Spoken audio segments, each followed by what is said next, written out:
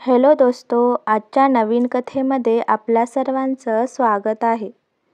आजच्या नवीन कथेचं नाव आहे त्या एका फ्लॅटचं रहस्य.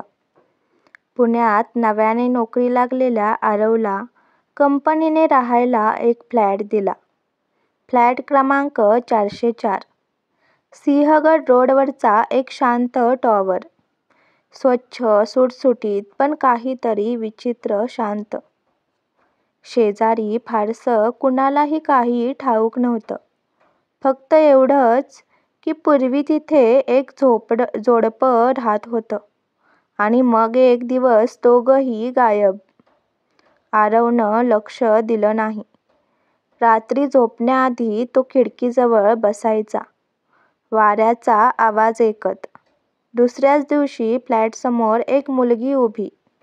सारा. हाय, मी इथल्या टॉवरमध्ये राहते.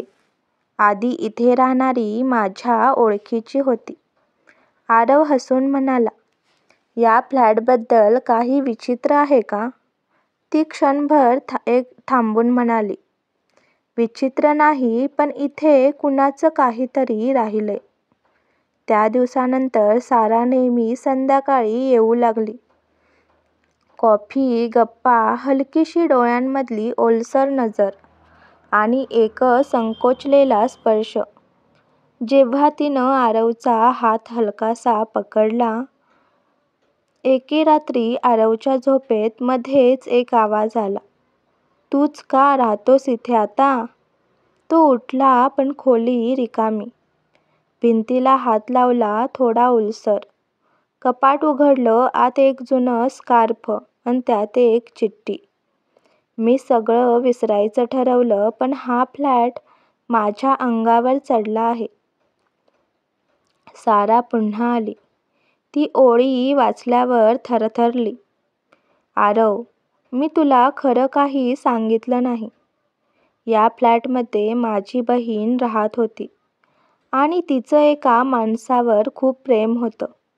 त्याने फक्त तिच्या शरीराशी खेळ केला आणि शेवटी तिला एकटी सोडून निघून गेला.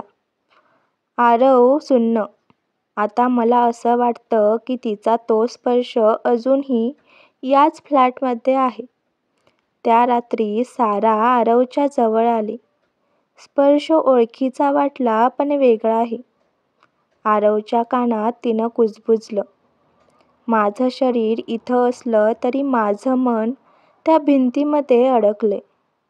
तुला फक्त जवळ येण्यासाठी नको, तर मला त्या सावल्यातून बाहेर काढण्यासाठी हवं आहे.